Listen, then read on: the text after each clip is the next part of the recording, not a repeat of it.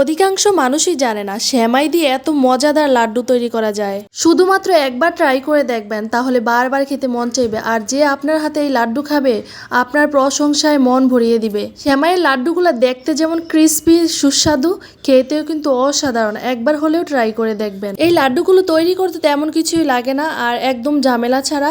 তাহলে চলুন শুরু করছি কিভাবে এই লাড্ডুগুলো তৈরি করছি। লাড্ডুগুলো তৈরি করার জন্য আমি 1 প্যাকেট লাচ্ছা সেমাই নিচ্ছি। এখন একটা বলে ঢেলে নিচ্ছি। তারপর দিয়ে দিব নারকেল। আমি নারকেলটা ফ্রিজে রেখেছিলাম, সেজন্য ভিজা লাগতেছে। আমি 1.5 কাপ পরিমাণ নারকেল দিয়েছি, আর স্বাদ মতো লবণ দিয়ে দিচ্ছি।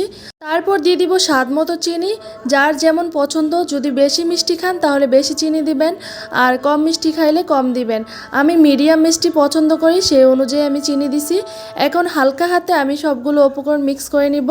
সবগুলো উপকরণ মিক্স হয়ে গেলে এখন আমি একটা ডিম দিয়ে দিব। এই ডিমটা দিয়ে আমি সবগুলো উপকরণের সাথে ভালোভাবে মিক্স করে নিব।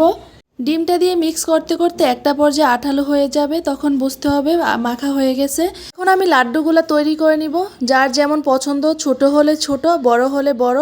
আমি মিডিয়াম সাইজের একটু নিয়ে গোল গোল শেপ করে দিচ্ছি। আপনারা আপনাদের পছন্দ মতো বেশি কম বেশি নিয়ে শেপ করে দিবেন গোল গোল, তাহলে লাড্ডু হয়ে যাবে। তো এইভাবে করে সবগুলো আমি গোল গোল শেপ দিয়ে দিব। তো সবগুলো তৈরি হয়ে গিয়েছে। এখন আমি ডিপ ফ্রিজে রেখে দিব 2 ঘন্টার জন্য। 2 ঘন্টা রাখলে একদম শক্ত হয়ে যাবে। তো এখন নামিয়ে নিয়েছি, একদম শক্ত হয়ে গিয়েছে। এখন আমি ভেজে নিব। সবগুলো একসাথে ভাজবো না, আমার যতগুলো প্রয়োজন এই মুহূর্তে ততগুলোই আমি ভাজবো।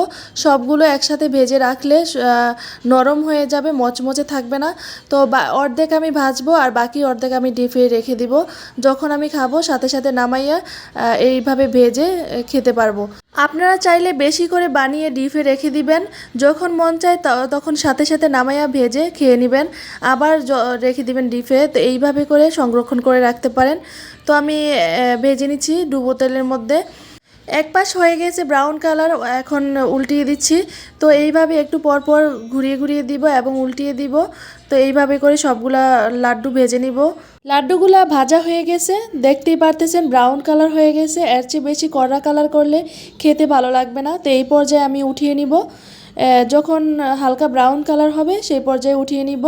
তো লাড্ডুগুলো উঠিয়ে নিচ্ছি। আর দেখতে যেমন লোভনীয় লাগছে, লাড্ডুগুলো খেতেও কিন্তু অসাধারণ হয়েছে। আপনারা একবার হলেও ট্রাই করবেন। একবার শুধু বানিয়ে খেয়ে দেখবেন, বারবার খেতে মন চাইবে, এতটা মজাদার ক্রিস্পি। আশা করছি আজকের এই রেসিপিটি আপনাদের কাছে ভালো লাগছে। আর যদি ভালো লেগে থাকে প্লিজ ভিডিওতে লাইক কমেন্ট করবেন, শেয়ার করে দিবেন, আর আমার চ্যানেলটাকে সাবস্ক্রাইব করে দিবেন সবাই। যারা অলরেডি সাবস্ক্রাইব করে রাখছেন তাদেরকে অসংখ্য ধন্যবাদ। ওকে, ভালো থাকবেন সবাই। আল্লাহ হাফেজ, আসসালামু আলাইকুম।